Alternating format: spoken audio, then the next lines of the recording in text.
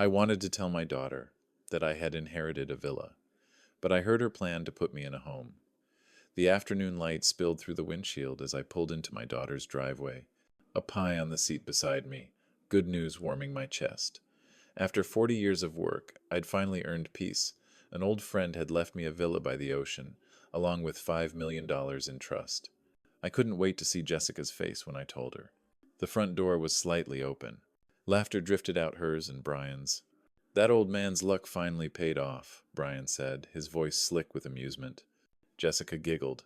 "Once he signs everything over, we'll put him somewhere nice. Shoreline Gardens has good reviews." "He's old and useless anyway," Brian added. "He won't resist. Just tell him it's what Mom would have wanted." My hand tightened around the pie tin. The smell of garlic and beer mixed with betrayal. I stepped back into the shadows, heart cracking one beat at a time. I guess 99% of you will hear this, sigh, and scroll past, not clicking like or subscribe, even if it only takes a second. What time is it for you? And where are you listening? Mornings have their own rhythm when you live alone long enough. The kettle hums before the first light reaches the curtains. I wait for that faint sound of water, that proof of stillness before I start the day. After 40 years in facilities engineering, silence became the only noise I trust. My house mirrors that discipline everything has a place, and every place holds a story. The marble floor still shines from the last time I polished it, each reflection a soft echo of effort. The rug lines are straight as runway tracks, vacuumed with care. The air smells faintly of lemon oil and ocean salt from the cracked window near the den. On the filing cabinet in my study sits Emily's photo, framed in brown leather worn from the oils of my thumb. I touch it once every morning, the way some people cross themselves. She's smiling in that picture, wearing the blue scarf we bought in Carmel, eyes full of plans we never finished. "Morning, Em," I say quietly, as I do every day. Then the phone rings. The number flashes from a New York area code. I almost let it go to voicemail. Most calls these days are robocalls or surveys about Medicare plans, but something about the steady buzz makes me answer. A calm voice introduces himself. "Mr. Hayes? This is Michael Levin, probate attorney with Morgan, Sloan and Associates. I'm reaching out regarding the estate of a Mr. Thomas Keenan." I blink. "Tom Keenan? From the Army Corps?" "Yes, sir. I believe you served together in the late 70s. Mr. Keenan named you in his final will and testament.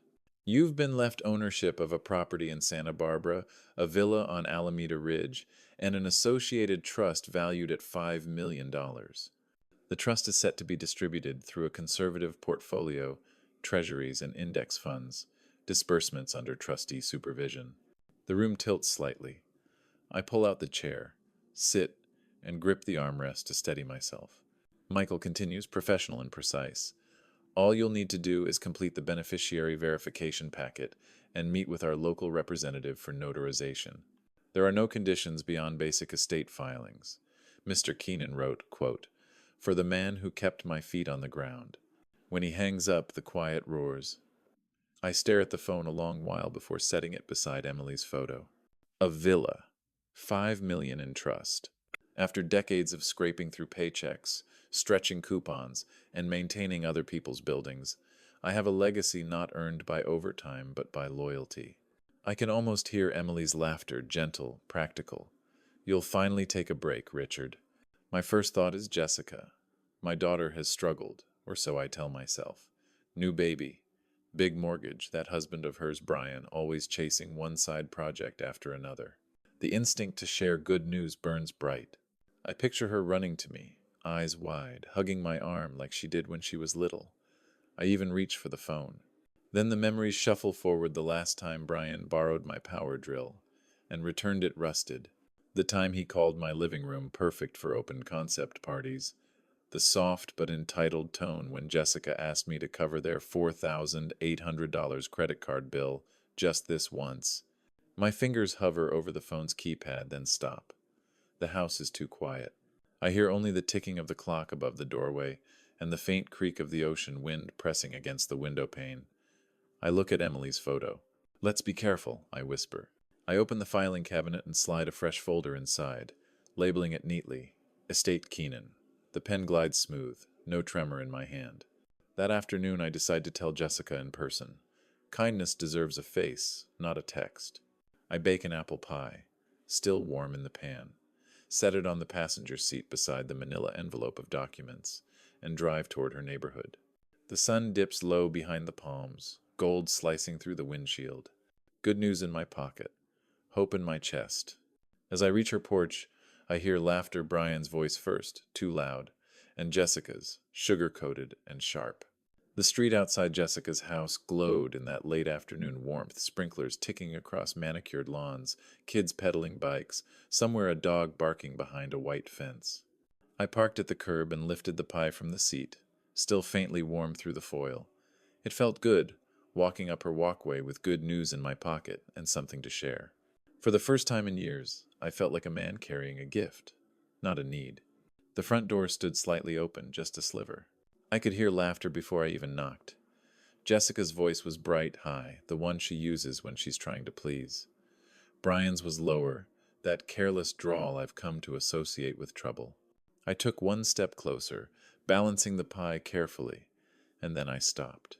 Garlic, beer, and the sharp bite of something fried drifted out, mingling with the sweetness of the camellias lining their porch. Then Brian's voice cut through the smell. That old place by the water? Perfect. We flip it. Could clear $500,000 easy, even after taxes. I froze. Jessica's tone softened. But Dad loves his house. He's got all his things there. Brian gave a short laugh, the kind that never reached the throat. We'll get him into Shoreline Gardens. Looks nice in photos, private rooms, ocean view, golf cart service. We say it's what Emily would have wanted. There was a pause, the kind that fills a room like gas before the spark. Then Jessica asked quietly, "And if he resists?" Brian's answer landed dull and final. "He won't. He's always been soft. You just have to smile and tell him it's temporary. Once we get the villa transferred, he can stay there as long as he wants what's left of him anyway." The words crawled into my ears and stayed there. I felt my pulse hammering in my jaw, each beat louder than the last. I looked down at the pie tin, in my hands crust cracked down the center, steam escaping like a sigh. My fingers clenched around it until the tin edge bit into my palm. I thought of all the small things the power drill Brian never returned. The weekend I spent repainting their nursery while he managed a project, the credit card balance I paid just this once. I thought of Emily, gone 6 years now, who would have smiled and said, "Be patient with them, Richard." But patience has its limits. Even saints stop turning cheeks after the first 1,000 slaps. Inside, Jessica laughed again. A brittle, rehearsed sound. "I just don't want him to think we're pushing him." Brian's reply, "Honey, we're helping him. He doesn't need all that space. He's old. He'll thank us once it's settled." Old. Useless. The words didn't even need to be said aloud to echo. I stepped back, slow and silent, into the shadows of the camellia bush. The branches brushed against my sleeve, cool and damp. I stayed there until my breathing caught up with itself, until the ringing in my ears faded enough to hear the faint hiss of the ocean far off. For a long time I stared at that open door, thinking of how easy it would be to step inside, to slam the pie down on their polished counter and demand an explanation. But I didn't. 40 years of discipline doesn't disappear in one betrayal. I turned, careful not to let the gravel crunch under my shoes, and walked back to my car. I set the pie on the passenger seat, untouched, and whispered to the empty air, "We'll be careful, Emily. This time we'll be smart." The drive home was quiet, except for the steady hum of tires and the slow forming of a vow in my chest. I wouldn't speak. Not yet. Not until I could prove what I'd heard. That night, under the yellow lamp by my leather chair, I opened the bottom drawer of my filing cabinet and slipped in a new manila folder. On its tab, I wrote in small, deliberate letters, "Jessica, Brian plans." Then I locked the drawer. The doorbell rang 3 times in quick succession, followed by a muffled laugh and the thud of something, probably Brian's shoulder, bumping against the frame. I wasn't expecting anyone. But when I opened the door, there they were.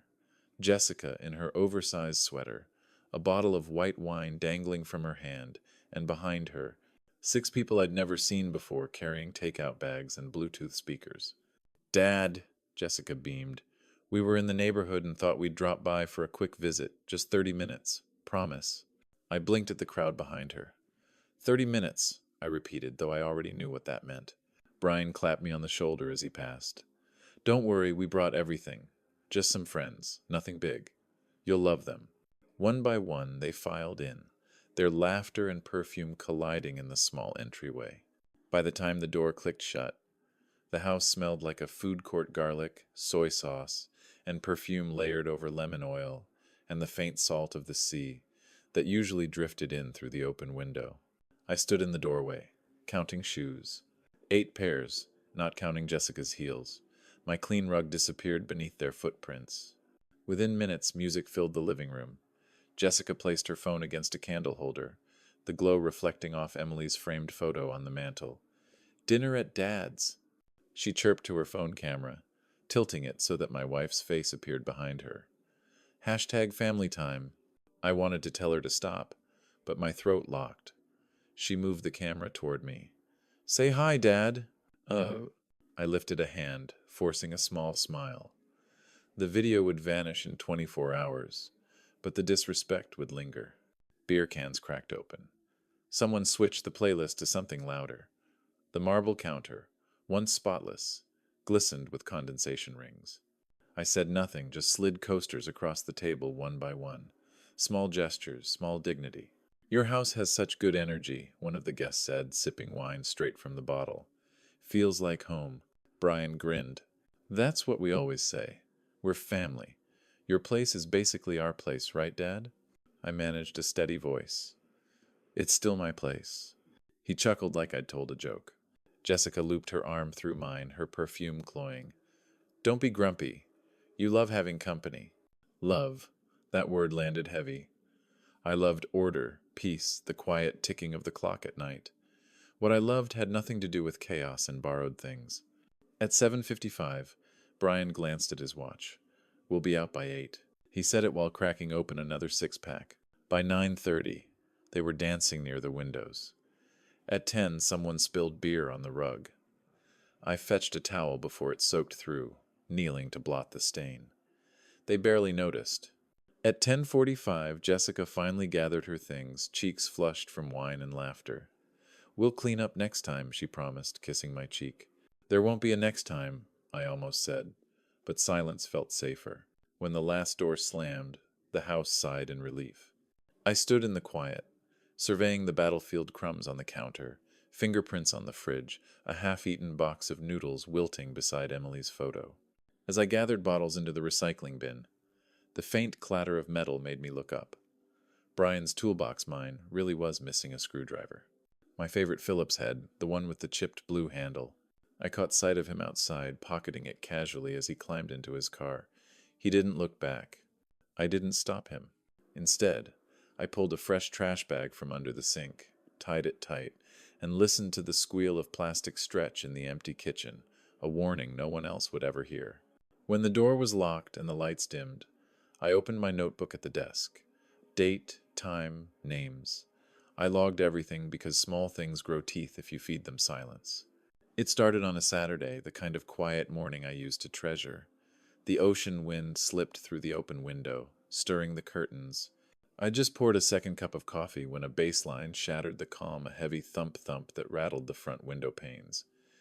By the time I reached the door, Brian's SUV was idling in the driveway, its doors open, music blaring loud enough to make the neighbor's dog bark.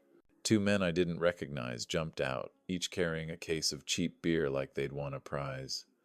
Brian grinned, sunglasses perched on his head. Dad. Surprise drop-in. You said you wanted to get out more, right? I hadn't said that. They brushed past me before I could reply, their shoes still caked in wet dirt from the beach. I watched the footprints appear dark, diagonal stains marching from the patio through the living room across the pale marble floor. Each step seemed deliberate. I didn't speak. Instead, I walked to my study, retrieved a quarter from the drawer, and knelt beside one of the prints. I placed the coin beside it, snapped a photo. Evidence. Jessica's voice floated from the kitchen. We used your salmon, hope that's okay. The wrap was just sitting there. The sound of the refrigerator door slamming echoed like an insult. I followed the trail. Empty plastic wrap crumpled by the sink, my carefully portioned fish gone. On the counter, A bottle of their grocery store wine stood sweating into a ring of condensation. "It was for tonight," I said, keeping my tone even. Jessica laughed. "Oh, we'll replace it, promise?" Brian raised a beer. "Relax, Dad, it's just food. And just a floor. Just a floor." I looked down at the marble white veined with gray. I remembered sealing it myself the summer after Emily died, smoothing every inch as though caring for the house might somehow keep her memory from fading. That marble wasn't just a floor. It was the last thing I did with purpose after losing her. Still, I said nothing. Words bounce off people like Brian. Only facts stick. I took another photo of the footprints near the baseboard. The pattern distinct. Then I checked the stereo. 80, 2 decibels. I recorded a 10-second clip of the sound, the laughter, the background chatter. If I exploded, I'd lose. If I documented, I could protect. By afternoon, the house had transformed into a stage for everyone else's noise. Someone opened the windows wide to get a breeze. Beer cans clinked on the counter. Someone shouted over the music about beach plans. When Jessica's friend spilled red wine on a coaster, she giggled. "Oops, your dad's floor's too fancy anyway." Brian smirked, pulling on his shoes. "We'll clean up later, promise." I nodded, calm as a tide pulling back. "Sure," I said softly. "Later." They left at sunset, the smell of beer and cheap cologne clinging to the air.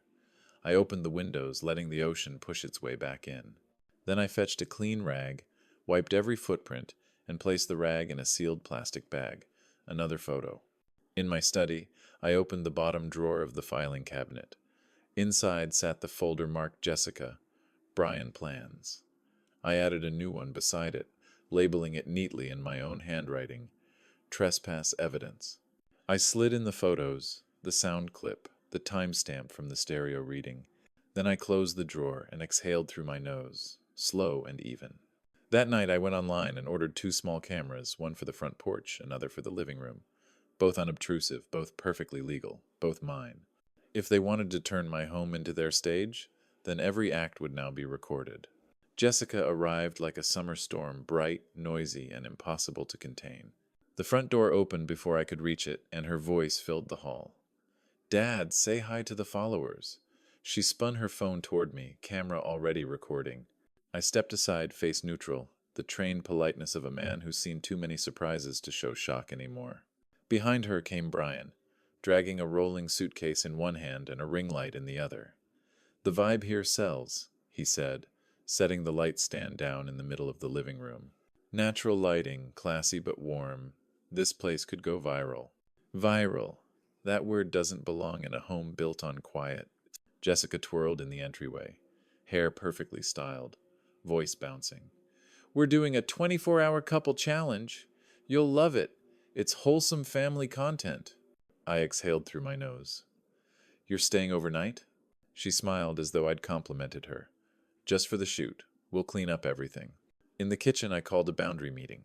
It felt ridiculous having to establish rules in my own home, but I spoke slowly, deliberately. No overnights without asking. No filming in bedrooms. Everything ends by 9. Understood? Jessica slid onto a stool, crossed her legs, and nodded quickly. "Of course, Dad." She leaned over, kissed my cheek. "You're the best." 10 minutes later, I heard her voice drifting down the hall. "We're staying, babe. Early shoot tomorrow. He's fine with it." Brian's laugh followed. "Knew it." "Huh?" I stood in the hallway, the light from the ring lamp pulsing through the door like a lighthouse warning I'd built too late. I walked to my study, pulled out my phone, and photographed the setup, ring light, suitcase, timestamp. Each image went into a new folder. Then, unbidden, memories surfaced last Christmas. The phone call that had come at dusk. Jessica, voice trembling, saying, "Dad, Brian's client didn't pay him. We're behind on everything. Could you just help with this one card? We'll pay it back, promise." I'd transferred $4,800 that night. Not a huge sum, but enough to ease their year. Emily would have told me to do it. "They're young, Rich, it's just money." I'd told myself the same thing. That was my mistake. The hole hadn't closed, it had just moved. It had learned my address. By 8 that night, the living room was unrecognizable. Wires ran across the floor. Jessica stood in front of my fireplace, smiling into the phone. Behind me is my dad's gorgeous home. Every piece tells a story. She didn't mention who built it, who paid for it, whose hands kept it upright after Emily died. At 9:15, I reminded them of the time. Brian glanced up from his camera. "One night won't kill you, Dad. Be a team player." Team. That word hit harder than I expected. I'd been part of every team my family ever needed. Provider, repairman, banker, and like every team that stops winning, I'd been quietly benched. I didn't argue. I turned off the kitchen light, went upstairs, and waited. Through the floor I could hear the low buzz of the house music, laughter, their voices scripting affection for strangers online. At midnight, I stood at my bedroom door, listening to the faint hum of the ring light still glowing downstairs. My home, the one I'd built to be a refuge, was now a backdrop for someone else's ambition. I made a note in my logbook before bed. Unauthorized, overnight. Recorded. In the morning, the smell of coffee drifted from downstairs. I heard Brian's voice on speakerphone. "Yeah, tonight at my father-in-law's. Bring people." I didn't interrupt. I just stared out the window at the slow, steady waves, testing my own restraint. The law, after all, respects a pattern, not a single misstep. By Thursday afternoon, my house had become something of a rumor. I could feel it before it happened, the tone in Brian's voice when he called, that mix of excitement and ownership that never ends well. His phone was on speaker again, the volume loud enough for me to hear every word. "Yeah, views are crazy when we film at the old man's place," he said. "People love the vibe. We'll get more tonight, sunset content, ocean view. My father-in-law doesn't mind. He likes to feel useful." He winked at me as he said it, as if expecting me to laugh along. I didn't. I just looked at him and replied evenly, "Please be done by 9. "Of course," he said, the words sliding out like oil. After he left to grab supplies, I walked into the living room and adjusted the small camera near the bookshelf. I changed its angle to catch the entryway, the path of shoes, the coffee table, and the marble where the drinks usually landed. Engineers plan for stress before the crack appears. That's how things survive. By 7, the cars started lining up outside. Not 2 or 3 this time. More like 6. Jessica led the parade, laughing, waving to people I'd never met. "Dad, these are our friends from the gym. They just wanted to see the place." Someone I didn't know clapped me on the shoulder. "You've got an amazing setup here, sir. Totally retro, like vintage coastal chic." Another voice, female loud, called out from the kitchen, "Whoa, he's got real wine. Can we open it?" Before I could answer, a cork popped. The sound hit like a gunshot in church. I walked into the kitchen. Jessica smiled, already pouring glasses. "It's the fancy one, Dad. You don't even drink." I said nothing. Instead, I reached into the drawer, took a photo of the cork beside the bottle, and placed it next to the grocery receipt from Bristol Farms dated 2 weeks ago. Time, date, proof. Brian circled the room with his phone, narrating, "Say hi, everyone. This is family night at the old man's villa. Look at this view. Doesn't he have great taste?" Each word was another trespass, dressed as praise. By 9 o'clock, laughter still spilled through the house. The smell of cheap beer clashed with the sea breeze. I checked my watch, then my phone's recorder. The living room camera caught everything. The loud music, the ring light glare, the clinking bottles. At 9:15, I stood in the hallway and counted to 300. The count steadied my breathing, sharpened my thoughts. When the 5th minute ended, I walked to the breaker box, flipped the switch for the living room circuits, and listened to the sudden quiet ripple through the house. Darkness fell fast. The music died mid-beat. For the first time that night, silence returned. Brian's voice rose out of it, half laughing. "Dad's cranky. Guess he's calling bedtime again." He spoke to his phone, probably still recording. He never looked up. If he had, he might have seen the faint red light from the camera near the shelf, glowing steady as a heartbeat, watching him through the dark. Jessica's friends began shuffling for the door, awkward laughs fading into goodbyes. No one thanked me, no one cleaned. By 10, the house was empty again, save for the faint smell of spilled wine and the faint thud of my own pulse calming back to normal.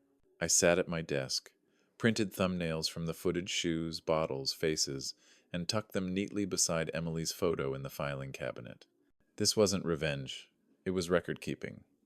And records, unlike people, don't lie. When I closed the drawer, the house exhaled again. It began before dusk, the vibration of bass through the floorboards. The faint thump that signaled my home had once again stopped being mine.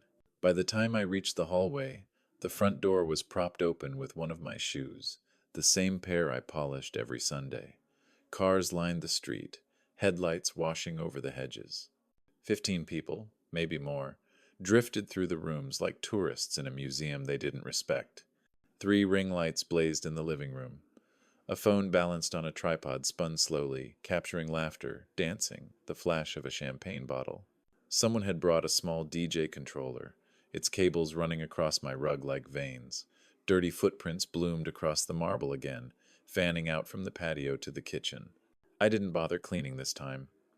I simply took photos, each frame time-stamped, the angle consistent. Proof doesn't need emotion. In the corner, a stranger sat in my leather reading chair, the same chair I'd spent years repairing, oiling, and guarding against sunfade. His shoes were on the ottoman, soles still gritty with sand.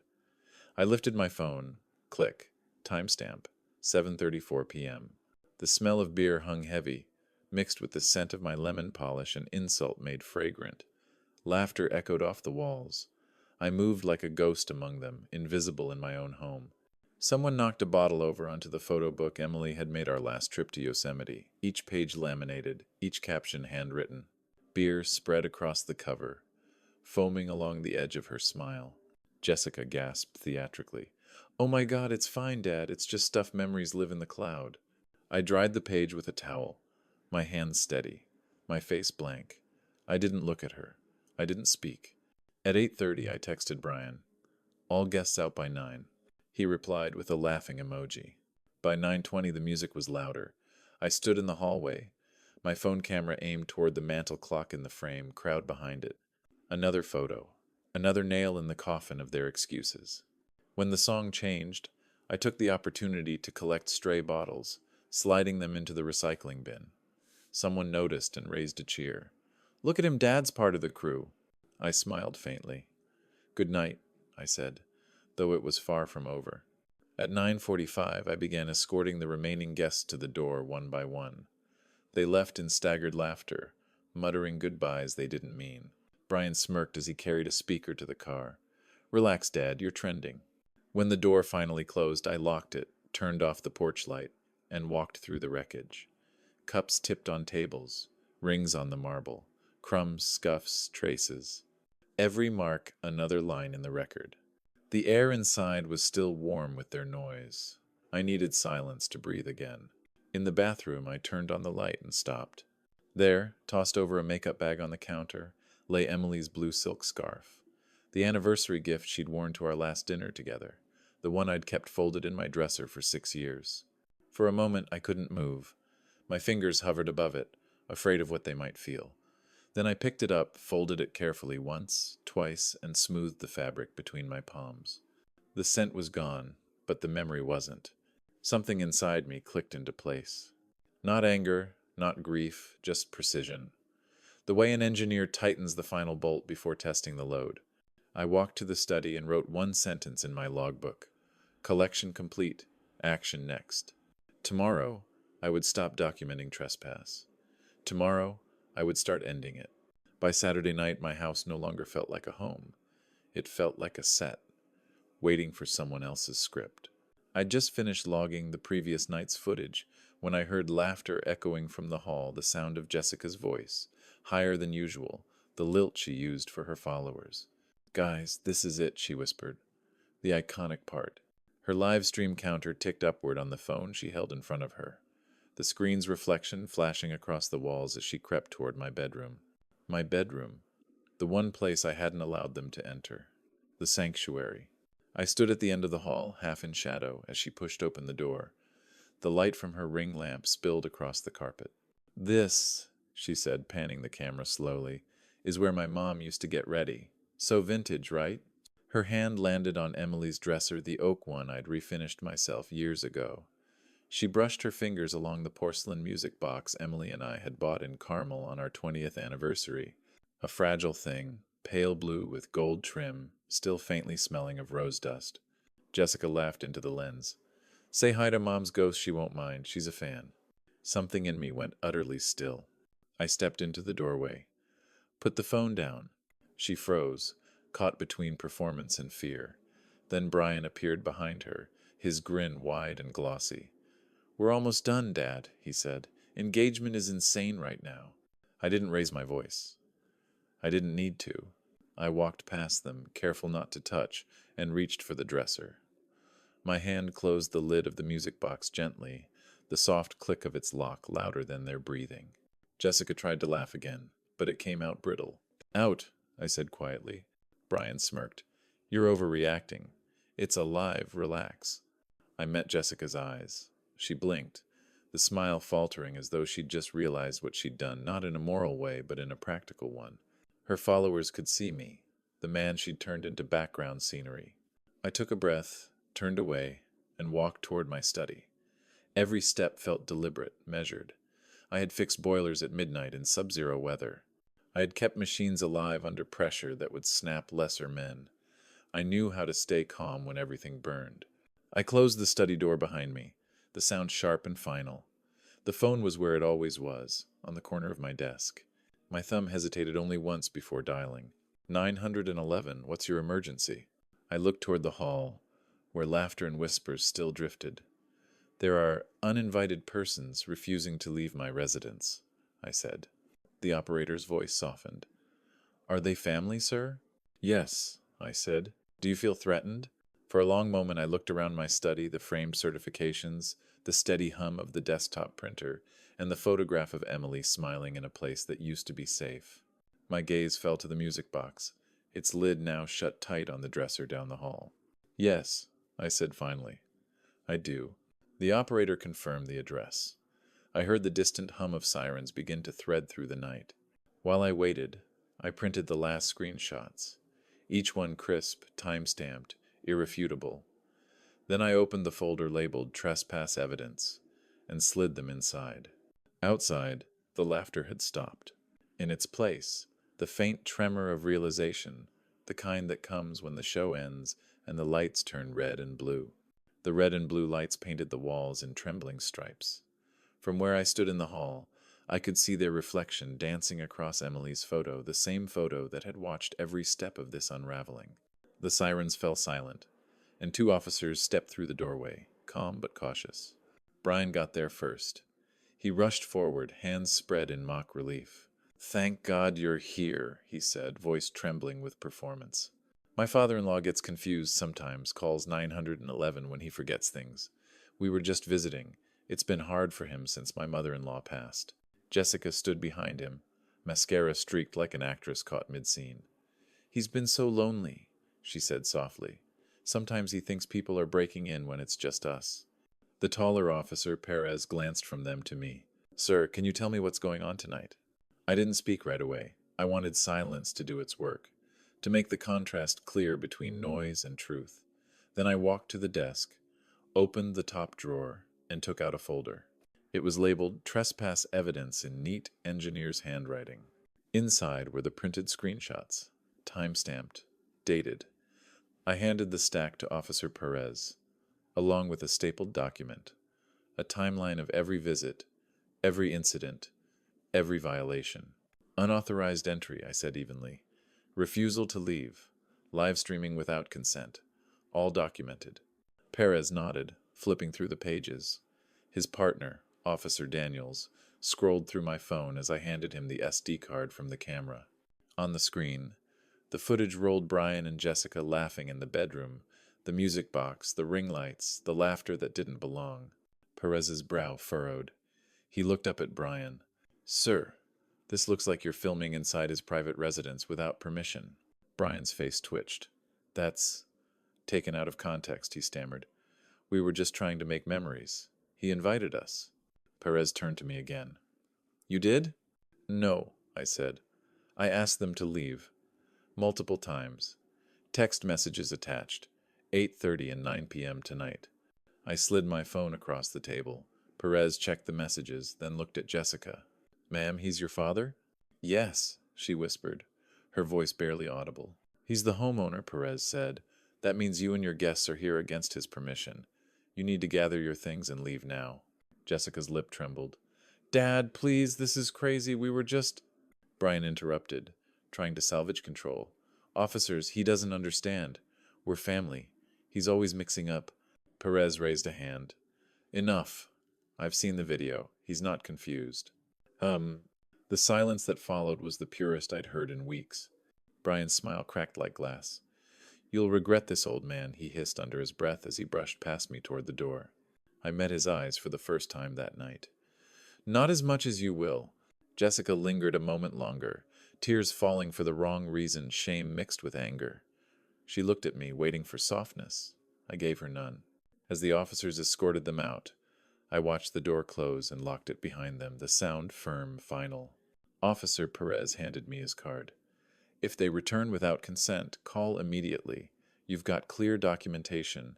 You did the right thing. He nodded. Thank you, officer. When they left, the house was quiet again. The scent of beer and perfume still lingered, but beneath it was something cleaner, the first trace of order. I turned off the lights, stood in the doorway of the bedroom, and looked at the music box on the dresser. Its lid was still closed. For the first time, it felt like peace wasn't a memory. It was a choice. By morning, the house smelled of stale silence and lemon oil. The storm had passed, or so I thought. I brewed my coffee, black and still, the way Emily liked it, and reached for my phone. The screen lit up with a flood of notifications. At first, I assumed it was the security company or the police report acknowledgement. Then I saw the thumbnail, Brian's face, solemn, framed by soft piano music. The title read, When Helping Hurts, Our Struggle with My Father-in-Law's Decline. My stomach turned. The video opened with Jessica's voice quivering, sympathetic, rehearsed. We love him, but we can't let him hurt himself anymore. Then came the clip's edited pieces stolen from my own recordings, my own home. A still image of me pointing toward the door, caught mid-sentence, frozen in anger. My voice, cut and rearranged, sounded unhinged. Over it, Brian narrated softly. He's confused, calls the police on us when we're trying to take care of him. They blurred Jessica's face, as if to protect her. They didn't blur mine. My coffee went cold in my hand. Within hours, the video was everywhere, shared on Facebook, reshared by Jessica's influencer friends. The comments rolled like a tide. So sad. Poor man, dementia is cruel. At least they're helping. One caught my eye. If only more kids cared like this couple. I stared at it until the letters blurred. By noon, coworkers, children, people I'd never met tagged me in support posts. Old friends texted cautiously. You okay, Rich? Saw something online. Even my brother in Oregon called. Is it true? He asked.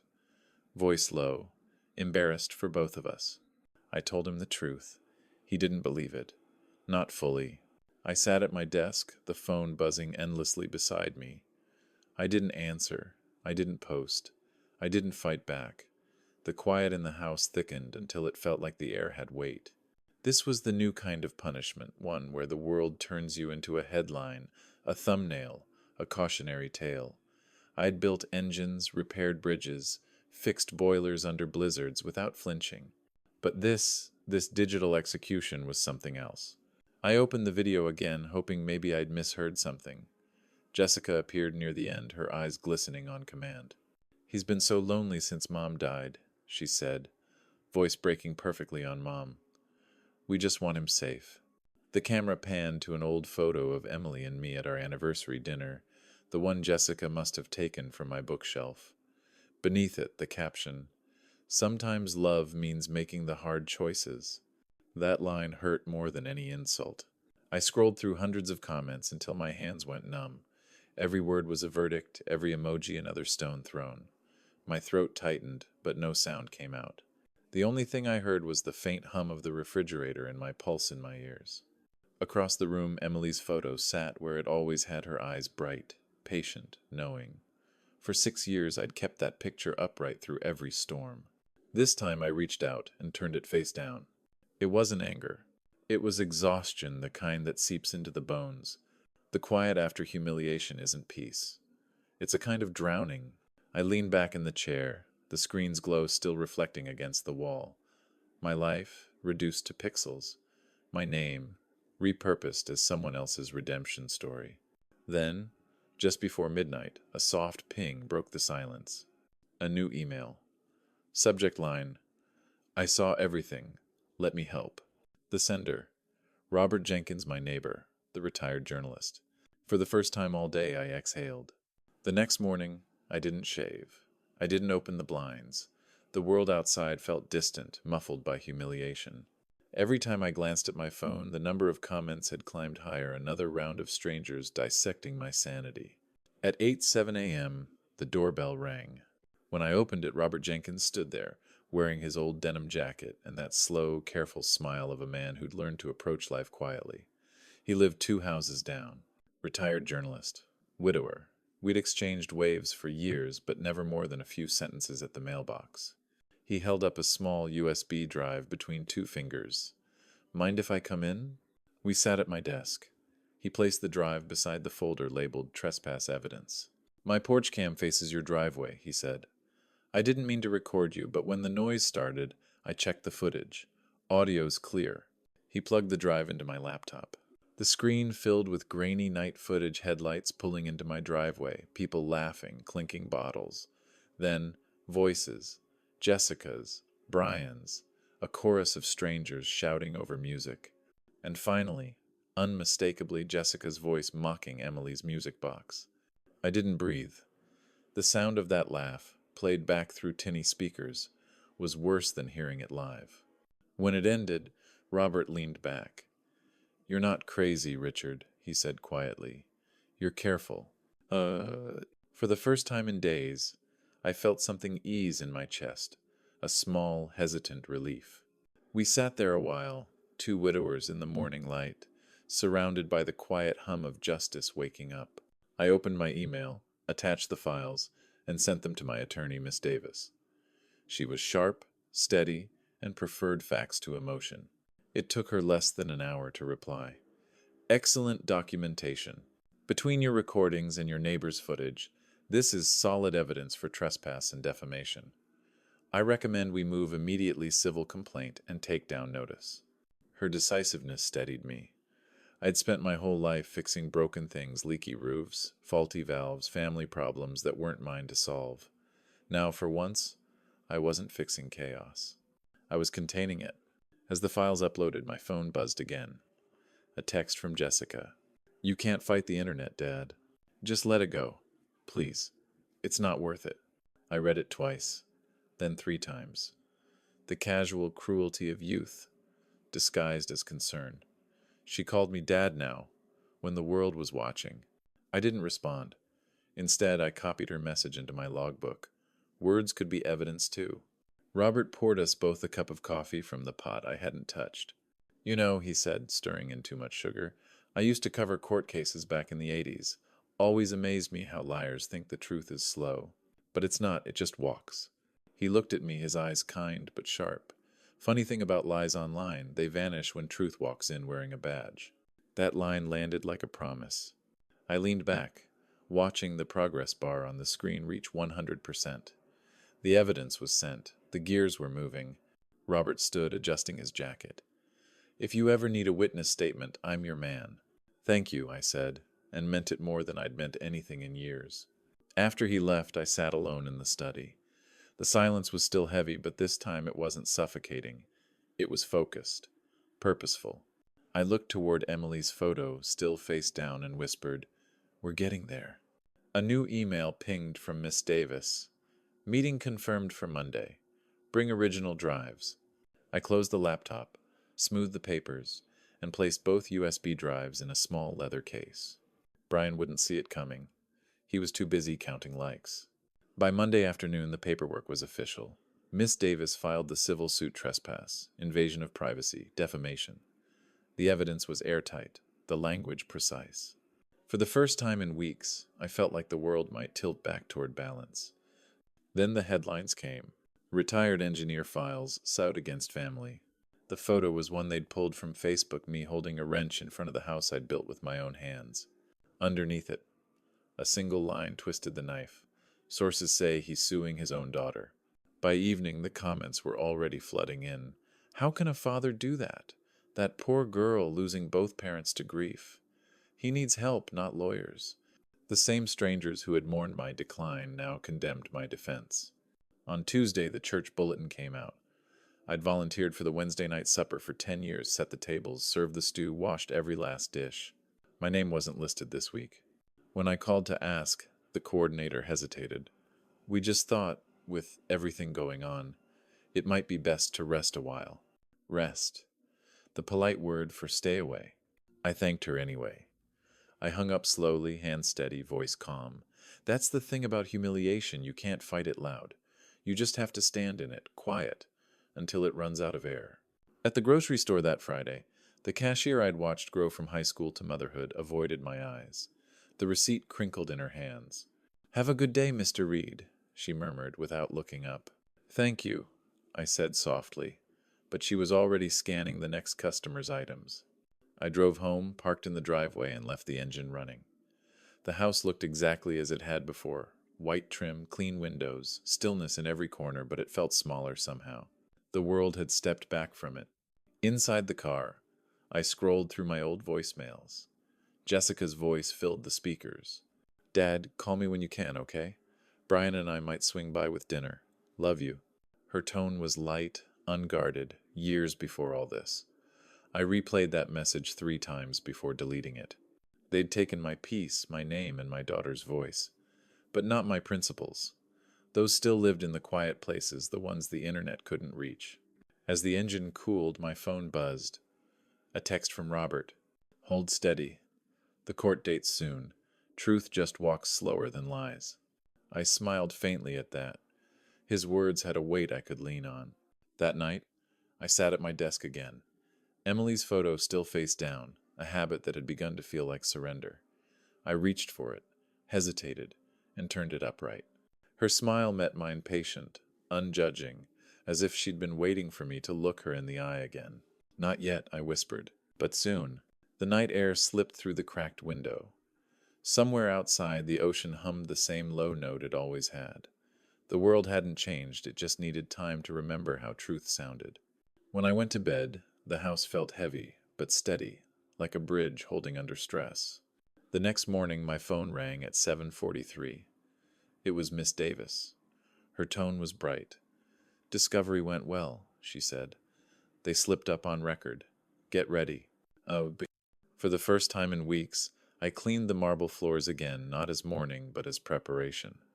The shine came back easily, as if the stone itself had been waiting for something worth reflecting. The following week, the silence around me began to shift, not loudly, not suddenly, but with the quiet persistence of truth finding its footing. Robert filed his affidavit first.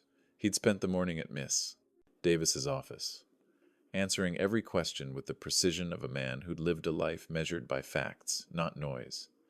His porch camera footage was authenticated, time-stamped, and clear. The laughter, the shouts, the mocking voice that had haunted my nights, all captured from his side of the fence. When Miss Davis forwarded me the transcript, I read the line twice.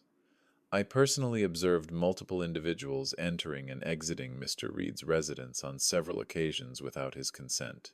Oh, that single sentence, written in clean, legal ink, carried more power than any argument I could have made in my own defense. The second witness came unexpectedly, a UPS driver named Daniel Price. Miss Davis had tracked him down after reviewing receipts tied to Jessica's online orders. He recalled delivering multiple cases of imported beer that week. They said it was for a family event, his affidavit read. When I arrived, there were already people drinking inside. The woman who signed was Jessica Reed. 2 witnesses, 2 strangers, 2 voices that had nothing to gain and no reason to lie. That afternoon, Miss Davis called. "They've sunk their own ship," she said, her tone light for the first time since this began. "Between your documentation, the neighbor's footage, and the driver's statement, their defense is collapsing. We'll motion to dismiss their counterclaim and proceed with defamation." For a long moment, I didn't speak. I just looked around my study, where every folder, every printed sheet, every photo had been part of the long climb out of disbelief. My evidence cabinet felt heavier now, but my chest lighter. Later that evening, a knock at the door pulled me from my thoughts. It was Robert holding a casserole dish. Lasagna, he said simply. Didn't feel right eating alone tonight. We ate at the kitchen table, the same one that had been covered in beer cans just weeks before. The silence between us wasn't awkward, it was comfortable, like two men keeping the world steady in their own small way. Halfway through the meal, Robert set down his fork. You know, he said, you're not just winning a case. He looked up, eyes clear and calm. You're teaching them what home means. The words landed deep, slow. Home wasn't just walls or marble floors. It was a promise to protect what you built, even when it's mocked, even when it's stolen from you in the name of convenience. After he left, I poured myself a single glass of red wine, sat by the window, and watched the last of the sunset stain the horizon. Somewhere out there, Brian and Jessica were probably crafting new posts, pretending to hold the moral high ground. But for the first time, that thought didn't sting. They were losing control not just of their narrative, but of their own reflection. I reopened the folder labeled Evidence Phase 2 and slipped in Robert's affidavit and the UPS statement. The paper edges were crisp, the organization exact. Order restored in ink and paper. When I turned off the lamp, the house seemed to breathe easier. The air no longer carried the scent of intrusion. Before bed, I texted Miss Davis. Thank you. Whatever happens next, I'm ready. Her reply came instantly. Once we win, you'll decide settlement or exposure. I looked at Emily's photo on the desk, upright and steady in the lamplight, and whispered the answer aloud. Exposure. Then I reached for the filing cabinet and pulled out one final folder, the one labeled Public Statement. Justice, I've learned, doesn't roar. It hums steady, quiet, like a machine you've built to withstand pressure. Miss Davis called it the counter-offensive, but her tone was as calm as ever. We'll release only what's necessary, she said. No emotion, no commentary, just truth. She drafted the statement herself, 28 words of pure control. We will let the evidence speak. All materials are verified and submitted to the court. Any further commentary will be handled through counsel. Robert spent the weekend at my house, editing the footage. His hands trembled slightly, but his focus was surgical. We'll trim everything except what matters, he said, eyes locked on the screen. Dates, voices, timestamps, no narration, no bait. Hours passed in near silence, the rhythmic click of his mouse, the hum of my old computer fan, the occasional creak of the leather chair. When he finally rendered the last clip, the room felt cleaner somehow. We uploaded the files to a private link, shared only with two journalists, Miss Philly S. Davis trusted one from the Tribune, another from a legal watchdog channel that specialized in online defamation. They'll verify independently before publishing, she said. We don't need to shout, we just need the right people to look. That night, I couldn't sleep. I sat in the study, watching the link's analytics update in real time, first 3 views, then 20, then a slow climb into the hundreds. By dawn, one of the journalists had emailed Miss Davis. Confirmed. Evidence matches timestamps in the original viral video. Story scheduled for publication at noon. At 11:47 a.m., Brian's lawyer called. I could hear the panic in his voice even through the speaker. You wouldn't dare embarrass your own daughter like this, he said. Miss Davis didn't flinch. Your clients recorded inside a private residence and broadcast false information globally, she replied. We'll proceed within the law. File your objection in court. She ended the call without waiting for a response. By late afternoon, the first headline hit. New footage contradicts viral elder abuse claim. Then another. Neighbor video proves family trespass allegations were true. The tide didn't turn with cheers or vindication, it shifted like a current reversing direction. Quiet at first, then undeniable. The same people who had mocked me online began commenting again, their tone hesitant, almost reverent. Wait, so he was telling the truth? This changes everything. Apologies to Mr. Reed. Shame on them. I scrolled through each line without emotion. Justice doesn't taste sweet when you've waited this long. It just stops tasting bitter. Robert dropped by that evening with coffee and 2 slices of pie. Feels different, doesn't it? He said. It feels balanced, I replied.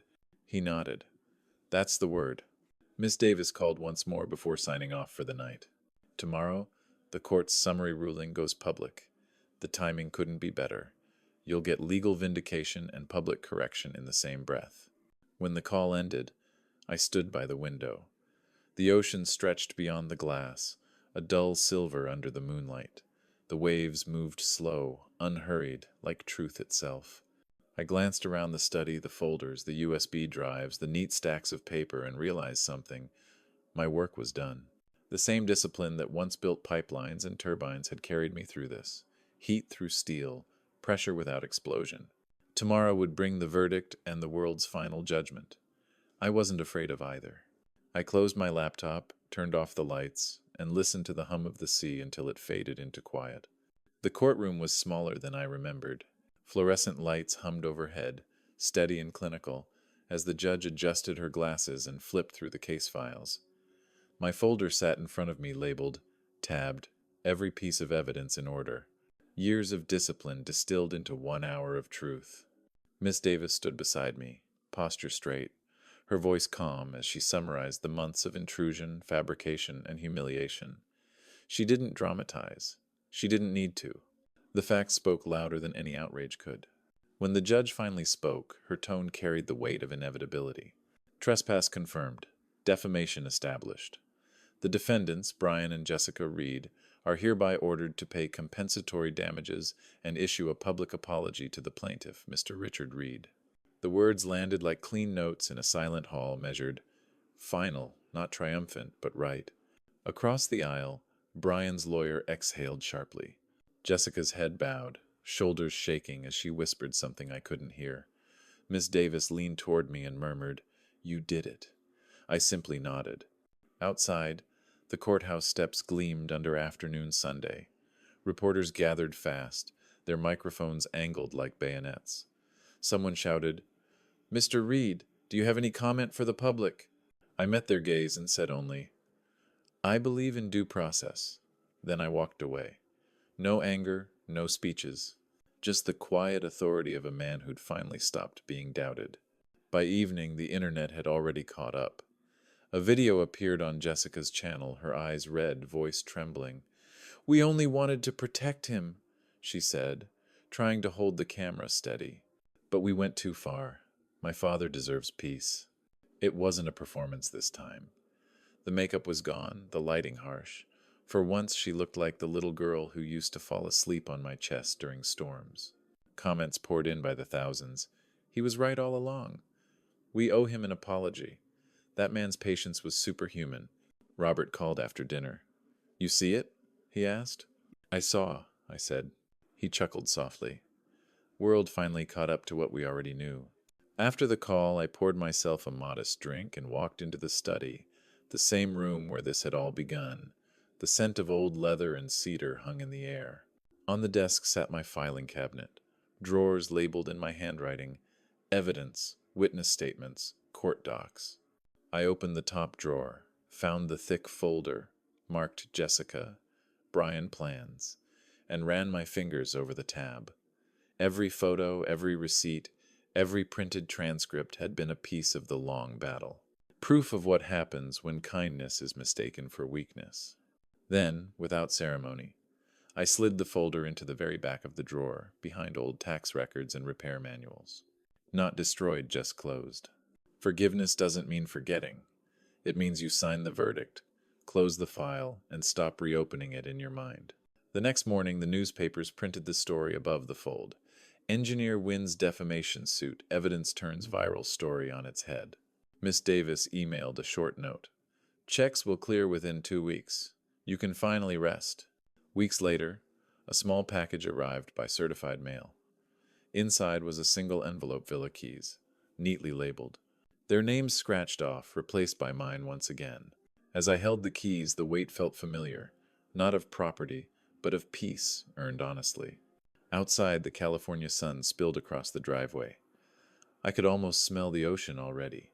Tomorrow, I decided, I'd drive up the coast, windows down, the air thick with salt and lavender. I guess 99% of you will hear this, sigh and scroll past, not clicking like or subscribe. Even if it only takes a second. What time is it for you? And where are you listening? Months passed before I realized how still the world had become. The chaos had drained away, leaving a quiet so complete it almost startled me. The villa overlooked the Pacific, white against the blue, a sanctuary carved out of all that had been broken.